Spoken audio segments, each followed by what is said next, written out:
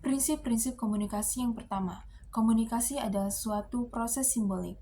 Proses komunikasi primer dimulai dengan penyampaian isi pikiran dan perasaan ke dalam lambang sebagai media pengantarnya.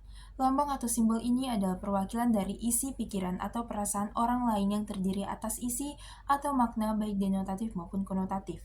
Simbol atau lambang adalah sesuatu untuk menunjukkan sesuatu lainnya, berdasarkan kesepakatan sekelompok orang untuk menyebutkan sesuatu.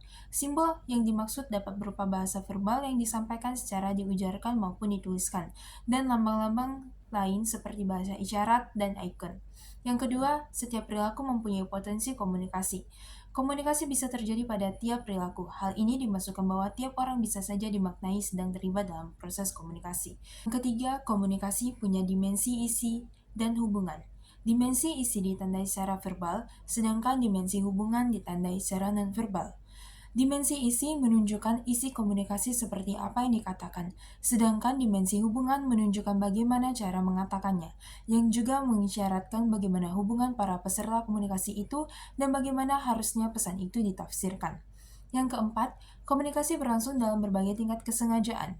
Komunikasi bisa terjadi dalam berbagai tingkat kesengajaan, artinya bisa saja terjadi tanpa direncanakan, seperti dua orang yang menyapa di tengah jalan, atau bisa juga yang betul-betul direncanakan, seperti rapat atau seminar.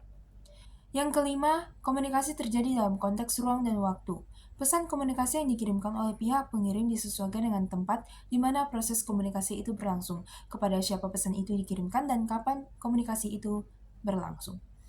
Yang keenam, komunikasi melibatkan prediksi peserta. Komunikasi ketika orang-orang berkomunikasi, mereka meramalkan efek perilaku komunikasi mereka.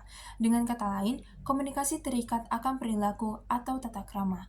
Artinya, orang-orang memiliki strategi tertentu berdasarkan bagaimana orang yang menerima akan merespon. Yang ketujuh, komunikasi bersifat sistematik. Artinya, cara seseorang untuk berkomunikasi dipengaruhi oleh beberapa faktor, mulai dari latar belakang budaya, pendidikan, nilai, adat, dan pengalaman. Faktor eksternal seperti kondisi keluarga juga dan lingkungan juga turut berpengaruh pada komunikasi yang sistematik.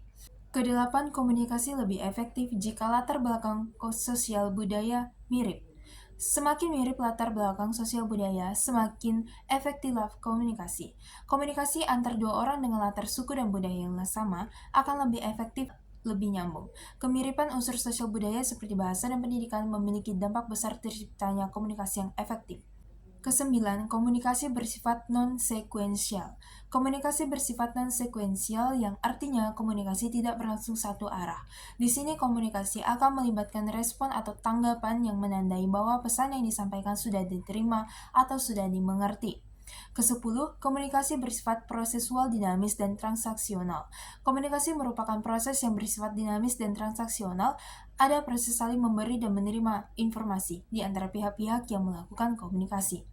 Pola komunikasi pun bisa berubah-ubah dan tidak statis saat sedang berlangsung, dengan umpan balik dan reaksi yang beragam. Yang ke-11, komunikasi bersifat irreversible. Setiap orang yang melakukan proses komunikasi tidak dapat mengontrol sedemikian rupa terhadap efek yang ditimbulkan oleh pesan yang dikirimkan. Yang terakhir, komunikasi bukan panacea untuk menyelesaikan berbagai masalah. Di sini, komunikasi bukanlah satu-satunya solusi yang dapat digunakan untuk menyelesaikan masalah. Komunikasi hanya bisa jadi salah satu faktor pendukung terhadap penyelesaian masalah.